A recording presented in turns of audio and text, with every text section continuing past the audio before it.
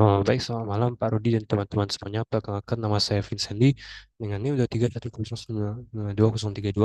Jadi pada video kali ini saya akan mempresentasikan tugas metodologi penelitian saya yang berjudul Desain dan Realisasi Antena Microstrip Patch Tri-band berbasis substrat FR4 untuk aplikasi GNSS menggunakan teknik slot.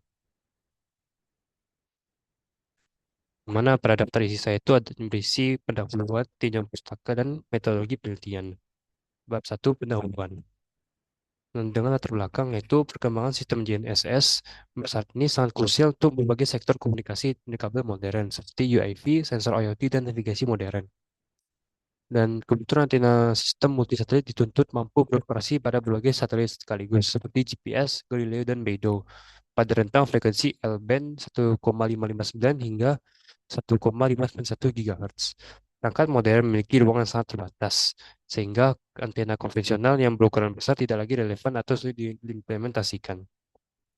Pada penelitian sebelumnya masih terdapat celah utama, yaitu material substratnya mahal yang menggunakan bahan RT Duroid 5880 yang kurang ekonomis untuk produksi massal. Lalu terbatas pada single band yang hanya beroperasi pada pita tunggal L1 dan belum mendukung sistem multifrekuensi navigasi modern. Dan yang ketiga itu belum ada validasi fisik, itu masih terbatas simulasi software. Yang lalu pada penelitian saya menaruhkan antena microstrip yang low profile, ringan, biaya verifikasi rendah, dan serta dapat diatur untuk menghasilkan performa polarisasi melingkar atau circular polarization yang wajib untuk komunikasi satelit. Lalu materi yang digunakan itu adalah FR4 yang sangat ekonomis untuk menekan biaya produksi. Dan pada penelitian saya ini merancang antena microstrip yang difabrikasi sedemikian rupa agar dapat meresonansi sinyal pada tiga frekuensi kerja yang berbeda sekaligus, yaitu L1, L2, dan L5. Rumusan masalah. Pada rumusan masalah penelitian saya adalah bagaimana merancang antena microstrip ribbon berbasis substrat FR4 dengan kombinasi truncated corner dan e-slot agar dapat bekerja pada pita frekuensi GNSS pada L1, L2, dan L5. Lalu bagaimana pengaruh kombinasi truncated corner dan e-slot terhadap parameter kinerja antena seperti return loss, FSR, dan bandwidth gain dan axial ratio. Lalu bagaimana kesesuaian hasil simulasi antena dengan hasil pengukuran antena fabrikasi menggunakan VNA.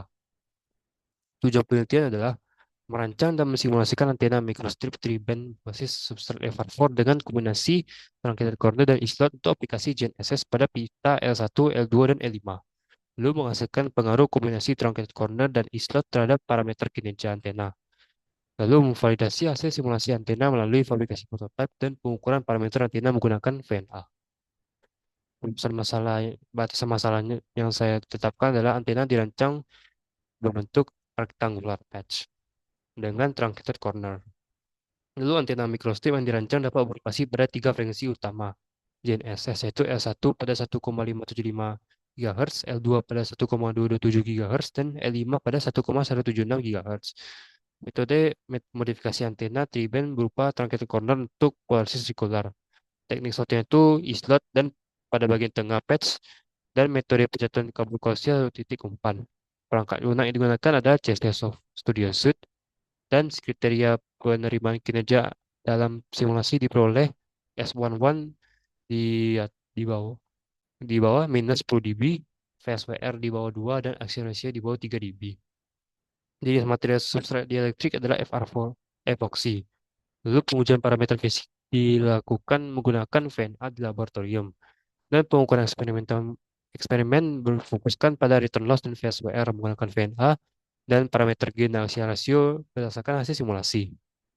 Untuk manfaat ini, penelitian ini diharapkan menambah referensi ilmiah mengenai perencanaan dan antena microstrip tri-band untuk aplikasi GNSS, khususnya melalui kombinasi teknik truncated corner dan e-slot pada substrat FR4. Lalu penelitian ini diharapkan menghasilkan pengembangan prototipe antena GNSS dan murah yang mampu bekerja pada pita L1, L2, dan L5. Lalu penelitian ini juga diharapkan sebagai acuan awal untuk pengembangan antena GNSS tri-band dengan operasi geometri, peningkatan bandwidth, dan perbaikan aksial rasio. Betul, penunjang pustaka. GNSS atau Global Navigation Satellite System. GNSS adalah sistem infrastruktur ruang angkasa yang memanfaatkan konstelasi satelit aktif untuk memancarkan sinyal gelombang mikro secara kontinu ke permukaan bumi guna menentukan koordinat posisi tiga dimensi, yaitu lintang, bujur, dan ketinggian, serta referensi waktu global yang akurat. GNSS berfungsi menentukan posisi koordinat tiga dimensi, serta referensi waktu global yang akurat. Untuk rentang kerja itu adalah seperti ini, di mana pada bandwidth L1 itu frekuensi tengahnya 1,575 GHz dan rentang alokasi spektrum itu di antara 1,559 MHz hingga 1591 MHz. Ini beroperasi pada satelit GPS L1, Galileo E1, dan Beidou BD1. Lalu pada bandwidth BL2, itu frekuensi tengah target itu adalah 1,227 GHz, di mana rentang alokasi spektrumnya berada di antara 1215 MHz hingga 1254 MHz, di mana untuk frekuensi ini mendukung sinyal GPS L2 serta GLONASS J2. Dan yang terakhir adalah L5, di mana frekuensi tengah targetnya itu adalah 1,176 GHz dengan rentang alokasi spektrum yaitu 1164 MHz hingga 1189 MHz. Ini untuk sinyal berkecepatan tinggi dan untuk penerbangan sipil komunikasi. Lalu kedua, antena microstrip. Antena microstrip merupakan salah satu jenis antena planar yang perkembangannya sangat masif dalam sistem komunikasi nirkabel modern. Untuk strukturnya terdiri dari patch, yaitu elemen peradiasi, substrat dielektrik atau dielektrik substrate, dan bidang pembumian atau ground plane. Untuk antena yang saya pakai di sini adalah antena patch persegi panjang atau microstrip patch, rectangular patch. Di mana prinsip kerja itu adalah memanfaatkan eksitasi gelombang berdiri yaitu standing wave di sepanjang dimensi sepanjangnya. Ketika saluran transmisi memberikan satuan energi berupa sinyal AC pada frekuensi kerja tertentu, medan listrik akan terdistribusi di ruang antara bagian bawah patch dan bidang ground plane. Untuk rumus-rumusnya itu dapat dilihat di sini di mana dapat lebar itu W sama dengan C per 2 FR dikalikan dengan epsilon R ditambah 1/2. Ini dipanggalkan minus 1/2. Lalu untuk kedua itu konstanta dielektrik efektif yaitu epsilon F epsilon EFF di mana untuk epsilon FF ini rumusnya itu epsilon R tambah 1/2 ditambah epsilon R kurang 1/2 ditambah 1 ditambah 12 kali H per W dipangkatkan minus 1/2. Lalu yang ketiga ada perpanjangan dimensi patch atau delta L, di mana rumusnya adalah delta L sama dengan 0,412 H dikalikan dengan eh, epsilon F ditambah 0,3 dikalikan W per H kali ditambah 0,264 dibagi dengan epsilon F dikurangi 0,258 dikalikan W di W per H ditambah 0,8. Dan panjang patch-nya itu atau L adalah C per 2 FR di pangkat itu dikalikan E pangkat F di diakarkan dikurangi 2 per delta L. Dan ketebalan substrat atau H itu sama dengan 0,3 kali C dibagi dengan 2V F max per 2V F max dikalikan dengan R dikuadratkan. Lalu yang ketiga itu metode pencatuan kabel koaksial atau single point coaxial feed. Metode pencatuan ini merupakan salah satu teknik pemberian eksitasi daya untuk antena microstrip. Implementasi ini digunakan dengan cara menusukkan konduktor inti ke dalam kabel koaksial, menembus ground plane dan substrat dielektrik secara tegak lurus, hingga terhubung dan tersolder langsung pada titik tertentu di elemen peradiasi patch.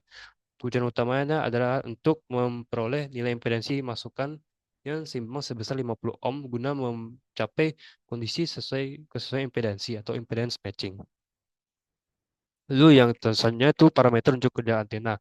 Yang pertama itu adalah S11 dan return loss, di mana parameter koefisien refleksi atau yang direpresentasikan dengan parameter S11 berfungsi untuk mengukur rasio amplitude gelombang tegangan yang dipantulkan kembali ke saluran jatuh terhadap gelombang tegangan yang dikirimkan menuju antena, di mana rumus S11 ini adalah 20 log 10 R, yang satunya dB. Lalu yang kedua adalah voltage standing wave ratio atau VSWR. Ini adalah perbandingan antara amplitudo tegangan gelombang berdiri maksimum atau Vmax dan minimum atau Vmin yang terbentuk sepanjang saluran transmisi akibat adanya fenomena superposisi antara gelombang datang dan gelombang pantul. Dan yang ketiga adalah gain, di mana gain ini adalah parameter logaritmik yang mengukur kemampuan sebuah antena. Untuk rumusnya adalah G sama dengan efisiensi radiasi total dari antena dikalikan D atau dari diameter. Lalu keempat adalah diameter, adalah lebar pita atau bandwidth. Ini merupakan representasi dari rentang jangkauan frekuensi operasional di mana antena mampu mempertahankan performa dalam uh, unjuk kerjanya. Lalu selanjutnya adalah polarisasi melingkar atau circular polarization. Frekuensinya ini adalah sinyal elektromagnetik itu ditransmisikan oleh seluruh konstelasi satelit navigasi global menuju ke permukaan bumi dikondisikan menggunakan jenis polarisasi melingkar kanan atau right hand circular polarization atau RHCP. Lalu kedua itu adalah axial ratio. Ini adalah kualitas kesempurnaan dari sebuah polarisasi melingkar. Lalu diukur secara kuantitatif melalui parameter ini. Ini didefinisikan sebagai rasio perbandingan antara amplitudo sumber mayor dan amplitudo sumber minor. Lalu ketiga ini adalah teknik potongan sudut atau truncated corner. Ini berfungsi untuk membangkitkan karakteristik polarisasi melingkar dengan hanya mengandalkan saluran pencatuan tunggal atau single feed line. Selanjutnya adalah teknik slotting dan struktur islet untuk karakteristik multiband.